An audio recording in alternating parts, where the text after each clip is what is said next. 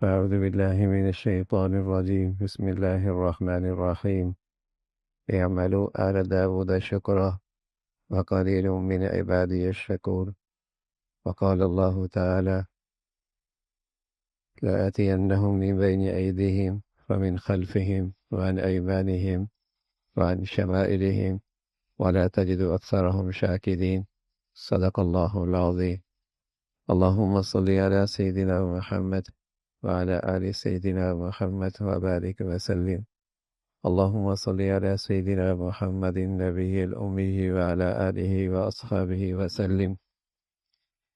ماشاءاللہ، رمضان کا یہ مقدس مہینہ اہل ایمان کے لیے تربیت کا مہینہ، روحانی، ایمانی، مسلمانی صحت کا مہینہ. صحت مند ایمان، صحت مند مسلمان، اس کا ایک پہلو تو یہ ہے کہ عبادات کی کثرت، اعمال کی کثرت، دعاؤں کا اہتمام، تلاوت کا ذوق شوق، ایک پہلو یہ ہے. اور دوسرا ساتھ ساتھ میرے عزیزوں، ایمان والوں کی کچھ نمایاں صفات ہوتی، کچھ نمایاں خوبی ہوتی، جس سے مسلمان پہچانا بھی جاتا ہے اور جس سے مسلمانوں کے یہ ظاہری اعمال، ان کا وزن بھی بڑھتا ہے. مثلا سب نے نماز پڑھی اور ایک جیسی رکوع، سجدہ، قیام، تلاوت، اتحیات ایک جیسی ہوئی، لیکن ہر شخص کی نماز کا وزن الگ الگ ہے. اور یہ جو وزن الگ الگ ہے، یہ اس کے تقوی، اس کی پرہیزگاری، جس قدر متقی ہوگا، پرہیزگار ہوگا، اسی قدر اس کے ظاہری عمل کا وزن بڑھ جائے گا. جیسے حضور علیہ الصلوۃ والسلام فرمایا کرتے تھے کہ میرے صحابہ رضوان اللہ اجمعین ایک دونوں ہاتھوں میں لیا کوئی گندم، اتنا صدقہ کرے اور بعد میں آنے والے احد پہاڑ کے برابر صدقہ کریں تو ان کا وہ تھوڑا سا صدقہ ان سب پہ بھاری ہو جائے گا. اخلاص، صفات، تو ان ظاہری اعمال کے ساتھ ساتھ یہ صفات کا ہونا جو ایمان والوں کی خاص شان ہے، ہم ان صفات کا تذکرہ کریں گے تاکہ وہ ہمارے سامنے بھی آئیں اور ہمیں فکر اور اہتمام بھی ہو. ایک آدمی نمازی نہیں ہے نا، وہ حرم میں جاتا ہے تو پہلی رکعت میں شامل ہو جاتا ہے، تکبیر اولیٰ اسے مل جاتی ہے، حالانکہ نمازی نہیں تھا. حرم میں گیا، اذان سے پہلے مسجد پہنچ گیا. یہ ظاہری اعمال ماحول سے آ جاتے ہیں، لیکن آیا اس کے غصے پر بھی اس نے قابو پایا؟ جو حلیم ہونا ہے نا، صفت ہے حلیم، یہ اس کی فکر کرنی پڑتی ہے، اس پر تھوڑی توجہ کرنی پڑتی ہے، اس کا تھوڑا اہتمام کرنا پڑتا ہے، تب یہ صفات بھی آتی ہیں. اب یہ تو اہتمام ہوا کہ اس ماحول میں گیا اور مسجد میں اذان سے پہلے پہنچ گیا. اپنے مقام پہ تھا تو نماز فجر کی پڑھتا ہی نہیں تھا، وہاں گیا تو اذان سے پہلے پہنچ گیا، لیکن یہ صفات نہیں آئی نا اس کے اندر. اب کسا کیا کرے گا؟ کسی کے ساتھ الجھ پڑے گا، روزی کی حالت میں جھگڑا کرے گا، مسجد میں اندر لڑ پڑے گا، مہینوں کی یہ ظاہری نیکیاں سب ضائع ہو گئی.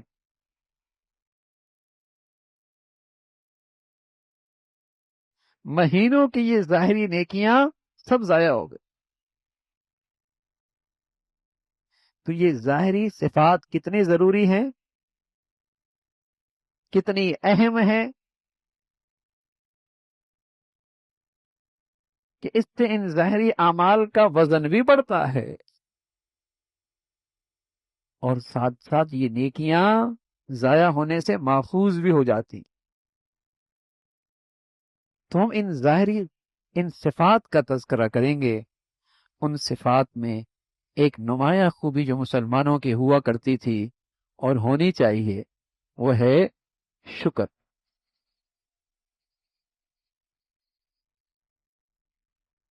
وہ ہے شکر۔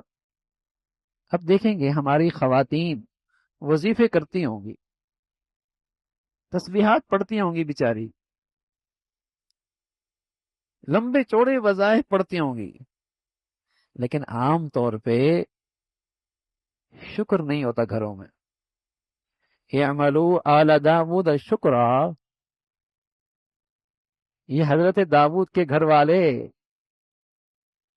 شکر کرنے والے ہیں، شکر کرو۔ وقلیل من عبادی الشکور، لیکن یہ شکر کرنے والے ہیں بہت تھوڑے،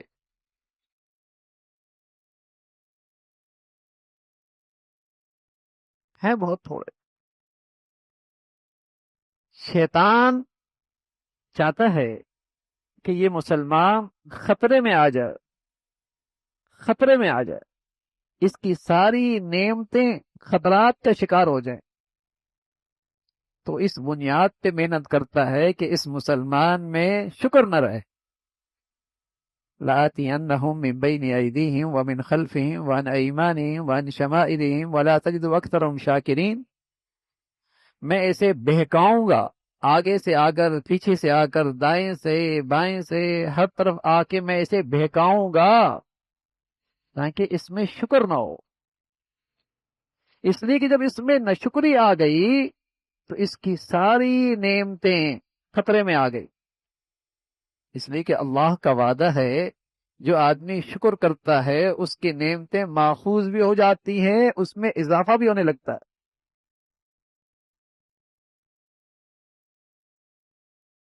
جو مسلمان شکر گزار ہوتا ہے، ما یفعل اللہ بعذابکم ان شکرتم، مجھے کیا پڑی میں مسلمان کو عذاب دوں؟ اللہ تعالیٰ فرما رہا ہے مجھے کیا پڑی ایمان والا عذاب سے دو چار ہو؟ اگر اس میں شکر ہے تو اللہ کے عذاب سے محفوظ ہو گیا، اور اگر شکر نہیں، جو شیطان کی چاہت ہے، جو شیطان کی چاہت ہے کہ شکر نہ ہو، تو اس کی ساری نعمتیں ہر وقت خطرے میں، حتیٰ کہ ایمان اور اسلام جیسی نعمت بھی خطرے میں۔ آپ دیکھیں گے مسلمانوں کی اولادیں مرتد ہو جاتی، مسلمانوں کی اولادیں مرتد ہو جاتی، غیر مسلم ہو جاتی، تو آپ دیکھیں گے اس کی بنیاد کیا ہے؟ انہوں نے کبھی اسلام جیسی نعمت پہ دل سے شکر ادا نہیں کیا، اس نعمت پہ فخر نہیں کیا، اس نعمت پر دل سے اللہ کی شکر گزاری نہیں کی۔ دنیاوی نعمتیں بھی خطرے میں، دینی اور روحانی اور اسلامی نعمتیں، دینی نعمتیں، ایمانی نعمتیں بھی خطرے میں۔ یہ ایسی بلا ہے، ناشکری ایک ایسی نحوست ہے، یہ ناشکری ایک ایسی بیماری ہے کہ آدمی کی ساری نعمتیں خطرات سے دوچار ہو جاتی۔ اس لیے شیطان اس بنیاد پہ محنت کرتا ہے، اس کی چاہت یہ ہے کہ مسلمان کی زندگی میں کوئی بات نہیں، وظائف ہوتے رہیں، وظائف ہوتے رہیں، کچھ ظاہری نفلی عبادتیں بھی ہوتی رہیں، شکر نہ ہو، شکر نہ ہو اس۔ تو ایک مسلمان کی تربیت کا حصہ ہے کہ اس کی بات کی فکر کرے کہ اس کی زندگی میں ہر وقت اللہ کا شکر رہے، ہر وقت اللہ کا شکر رہے۔ اور بھائی ہم اس کا شکر نہ کریں گے تو کس کا کریں گے؟ اللہ تعالیٰ ہمیں وہ آنکھ نصیب فرمائے، اللہ تعالیٰ ہمیں وہ نظر نصیب فرمائے جس سے ہمیں اللہ کی نعمتیں نظر آئے۔ نہیں ہے وہ نظر، ہمیں تو صرف وہ نظر آتا ہے جو نہیں ہے، اور لاکھوں کروڑوں جو ہیں وہ نظر نہیں آتی۔ بچہ دنیا میں آتا ہے تو آدمی حیران ہوتا ہے کہ ماں کے پیٹ میں کسی کا کوئی اختیار نہیں، نہ ابا کا نہ اماں کا، کسی کا کوئی اختیار، نہ بڑے کا نہ چھوٹے کا، لیکن وہ کتنی نعمتوں سے آراستہ ہو کے دنیا میں آتا ہے۔ کوئی ایک نعمت بھی نہ ہو، آنکھ ہی نہ ہو، گویائی نہ ہو، عقل ہی نہ ہو، دل کے بغیر آ جائے،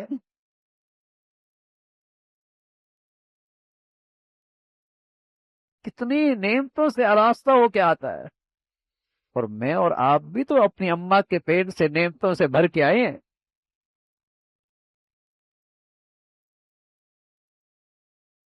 کتنی نعمتیں، کوئی قیمت ہے بینائی کی، کوئی قیمت ہے گویائی کی، کوئی عقل کی دانش کی قیمت ہے؟ چھوٹی سی نعمت، آنکھوں کی پلکیں۔ اللہ اکبر، یہ خود بخود جھکتی ہیں، اٹھتی ہیں۔ اگر اس کا یہ اسپرنگ ہی خراب ہو جائے اور ہاتھ سے بند کرنا پڑے، ہاتھ سے کھولنا پڑے، زندگی مصیبت بن جائے۔ اور پھر یہ وائپر کا کام، کوئی چیز پڑتی ہے، پانی آتا ہے، صاف ہو جاتا ہے، خطرے سے خود بخود جھک جاتی۔ بلکہ ہم تو کہا کرتے اس کے کچھ ہم نے اسپرنگ خراب کر دیے، کچھ خراب کر دیے، انگلی قریب کریں نا جھک جائے گی نا، قریب کریں گے جھک جائے گی، کوئی بھی خطرے کی چیز ظاہری آئے گی جھک جائے گی۔ لیکن جن کے یہ اسپرنگ بالکل ٹھیک تھے، آنکھوں کے سامنے حرام آتا، نہ محرم آتی،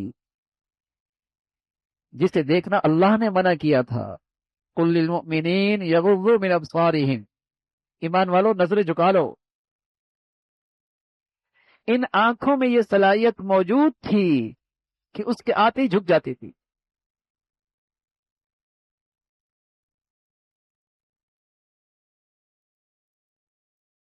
ایسی چیز جو اس آنکھ کے لیے نقصان دہ ہو، اور ایسی چیز جو اس آنکھ کی بصیرت کے لیے، ایک ہوتی ہے بصارت اور ایک ہوتی ہے اس کے پیچھے بصیرت۔ جو آدمی آنکھوں کی بینائی سے محروم ہو، بس اوقات اسے اندازہ نہیں ہوتا کہ بصارت کیا چیز ہوتی ہے۔ اسی طرح جب آدمی کی بصیرت نہیں ہوتی تو وہ نہیں سمجھتا بصیرت کیا چیز ہوتی ہے۔ دل کی آنکھیں، دل کی سمجھ، تو اس آنکھ میں یہ صلاحیت تھی کہ یہ جھک جایا کرتے تھے۔ میرے اور آپ کا رمضان اچھا گزر جائے تو آپ محسوس کریں گے کہ یہ خود بخود نظر حرام سے جھک جائے گی۔ آپ کے موبائل میں آئے گا تو آپ فوراً اس کو ہٹا دیں گے۔ یہ اس میں خوبی ہے، خراب ہوئی ہے، اسے صحت مند کیا جا سکتا ہے، اس لیے کہ اللہ کا حکم ہے قل للمؤمنین یغضوا من ابصارہم، ایمان والو نظریں جھکا لو۔ اس لیے کہ جو اپنی نظریں بچا لیتا ہے اس کا دل گندا ہونے سے بچ جاتا ہے، جس کا دل اور نظریں بچ جاتی ہیں اس کی شرمگاہ بچ جاتی ہے۔ وَيَحْفَظُوا فُرُوجَهُمْ، اللہ تعالیٰ کا کلام ہے کہ نظر کا شرمگاہ سے گہرا تعلق ہے۔ آج جو بچے، جوان بچیاں اپنی جوانیاں خراب کرتے ہیں اور اپنے جسم کے گناہ کرتے ہیں، اس لیے کہ ان کی نگاہیں بہت ناپاک ہو گئی۔ اور قصور ماں باپ کا بھی ہے کہ ایسے ماحول میں انہیں زندگی دیتے ہیں جہاں ان کی نگاہوں کو پناہ ہی نہیں۔ وہ بیچارے وقت سے پہلے اپنی جوانیاں کھو بیٹھتے ہیں، وقت سے پہلے بیچارے اپنی صحتیں کھو بیٹھتے ہیں، مت سے پہلے اپنے شباب سے محروم ہو جاتے ہیں، نظریں ناپاک ہیں، دل گندا ہے، شرمگاہیں ناپاک ہو گئیں، گندگی آ گئی۔ تو اللہ نے اس جسم میں کیا نعمتیں رکھی ہیں، کیا نعمتیں رکھی، لیکن شکر کتنا ہے، کتنی احسان فراموشی ہے، کتنی احسان فراموشی ہے کہ یہ دولت جو لاکھوں کروڑوں میں نہیں ملتی اور بن مانگے اللہ نے دے رکھی ہے، دے رکھی ہے نا بھائی، بن مانگے دے رکھی ہے، اور مہینوں اور سالوں اس نعمت سے فائدہ اٹھا رہے ہیں نا بھائی، کوئی بل نہیں آتا، کوئی ٹیکس نہیں آتا، نعمت ملی ہوئی ہے، لیکن کتنی احسان فراموشی ہوگی کہ اسی نظر سے اللہ کی نافرمانی کریں، کس قدر میں شکری ہے، کس قدر میں شکری ہے۔ میں بھی انسان، آپ بھی انسان، آپ کا ملازم بھی انسان، آپ اس پہ احسان کریں اور وہ آپ کے مقابلے پہ کھڑا ہو جائے، بتائیے کیسا لگے گا؟ آپ بھی انسان، آپ کا ملازم بھی انسان ہے، اور آپ اس پہ احسانات کریں اور پھر وہ آپ کی مقابلے پہ کھڑا ہو جائے، برداشت کریں گے؟ کیسا نمک حرام ہے، کیسا احسان فراموش ہے۔ اور یہاں تو مالک ملک ہے، بادشاہوں کا بادشاہ ہے، اور اس ذات کے مجھ اور آپ پر احسانات ہیں، اور پھر انہی نعمتوں میں اس کے مقابلے پہ کھڑا ہو جاؤ،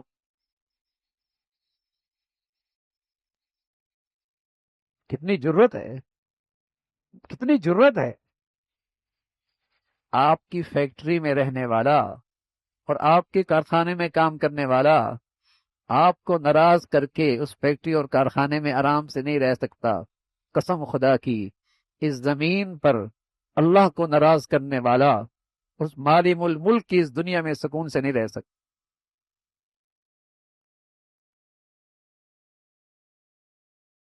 سکون سے نہیں رہ سکتا، سزا آتی ہے۔